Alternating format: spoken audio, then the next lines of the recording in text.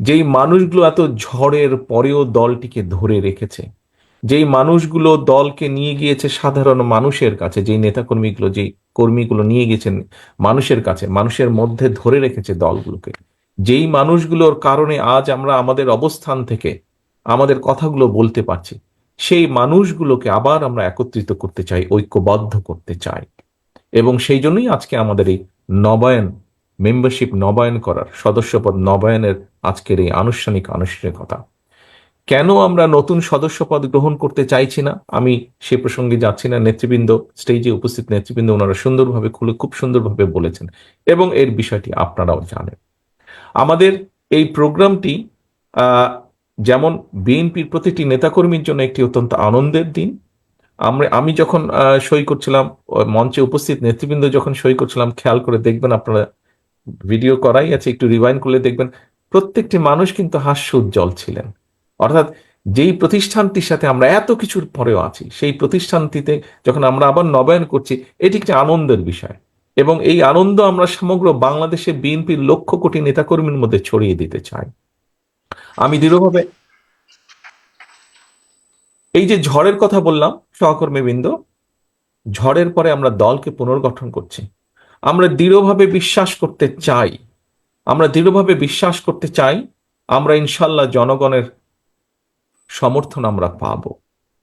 জনগণের সমর্থন পাবার পরে আমাদের দেশকেও পুনর্গঠন করতে হবে।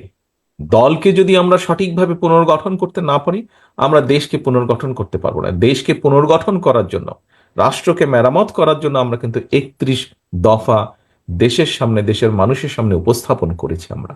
সেটিকে যদি বাস্তবায়ন করতে হয়, অবশ্যই আমাদের দলকে ঐক্যবদ্ধ, দলকে পুনর্গঠিত করতে হবে। যারা মেধাবী মানুষ, সেই মানুষগুলোকে আমাদের সামনে নিয়ে আসতে হবে। যারা পরিশ্রমী, যাদের মধ্যে সততা আদর্শ আছে, এরকম মানুষগুলোকে আমাদের আরো ঐক্যবদ্ধ করতে হবে, আরো তাদেরকে কাছে নিয়ে আসতে হবে, দলের কাছে নিয়ে আসতে হবে, দলের সাথে আরো সম্পৃক্ত করতে হবে। নজরুল ইসলাম খান সাহেব একটি কথা বলেছেন যে সমর্থক থেকে কর্মী, শুভাকাঙ্ক্ষী থেকে সমর্থক, সমর্থক থেকে কর্মী, কর্মী থেকে নেতা বানাতে হবে। আমাদের ভালো মানুষ দরকার, এফেক্টিভ মানুষ দরকার, প্রোডাক্টিভ মানুষ আমাদের আগামী দিনে দরকার। কারণ এই রাষ্ট্রটিকে পালিয়ে যাওয়া স্বৈরাচার অনেক পিছনে নিয়ে গেছে, ধ্বংস করে দিয়েছে বিভিন্ন জায়গাগুলো। কাজেই আমাদেরকে যদি পুনর্গঠিত করতে হয়, আমাদের সেই রকম মানুষ দরকার, সেই রকম মানুষগুলোকে আমাদের বের করে নিয়ে আসতে হবে।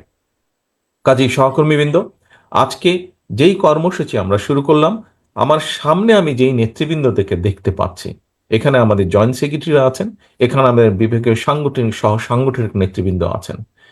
স- নেতৃবৃন্দ, আপনাদের মাধ্যমেই কিন্তু আমাদেরকে এই কর্মসূচিটি বা এই সাংগঠনিক যে কর্মসূচি আমাদের নবায়ন, সদস্যপদ নবায়নের, এটি আমাদেরকে সাকসেসফুল করতে হবে। কাজেই আপনাদের দিকে দল তাকিয়ে আছে, এবং আপনারা থানা, পৌর, ইউনিয়ন, গ্রাম, জেলা, এই পর্যায়ে যারা নেতৃবৃন্দ আছেন তাদেরকে তাদের মাধ্যমে অর্গানাইজ করে, আমি দৃঢ়ভাবে বিশ্বাস করি, যেভাবে আন্দোলনের সময়, স্বৈরাচারের বিরুদ্ধে আন্দোলনের সময় আপনারা বিভিন্ন সময় তাদেরকে সংগঠিত করে ঐক্যবদ্ধভাবে সুন্দরভাবে অর্গানাইজ করে আপনারা সফল করেছিলেন, আমাদের সেই বিভাগীয় সমাবেশগুলো, আমাদের বিভিন্ন সময় অন্য অন্য অনুষ্ঠানগুলো আপনারা সফল করেছিলেন, এই কর্মসূচিটি আপনারা সফল করবেন। এখানে আমাদের সম্মানিত সভাপতি ওনার বক্তব্যে একটি কথা বলেছেন যে গতবার যখন আমরা শুরু করেছিলাম, আহ, একটু একটি বিষয় ওখানে ছিল।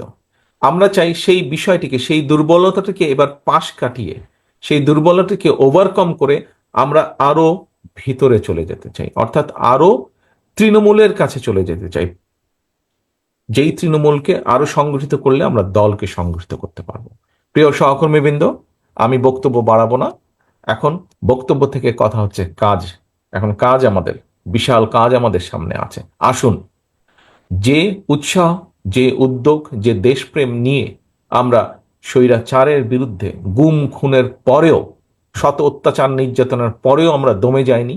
আমরা আমাদের দলের হাজারো লক্ষ নেতাকর্মীকে নিয়ে আমরা স্বৈরাচার মুক্তি আন্দোলনে ঝাঁপিয়ে পড়েছিলাম। ঠিক একইভাবে আসুন, আজ আমরা আবার দলকে পুনর্গঠিত করার জন্য, কারণ এই দলকে পুনর্গঠিত, যত শক্তিশালী পুনর্গঠিত ঐক্যবদ্ধ আমরা করতে পারবো, আমরা আগামী দিনে আমাদের 31 দফার মাধ্যমে রাষ্ট্রকে তত দ্রুত আমরা মেরামত করতে পারবো, রাষ্ট্রকে আমরা পুনর্গঠন করতে পারবো। আসুন আমরা আমাদের কাজ শুরু করি আজকে থেকে। সকলকে আন্তরিকভাবে ধন্যবাদ। আসসালামু আলাইকুম।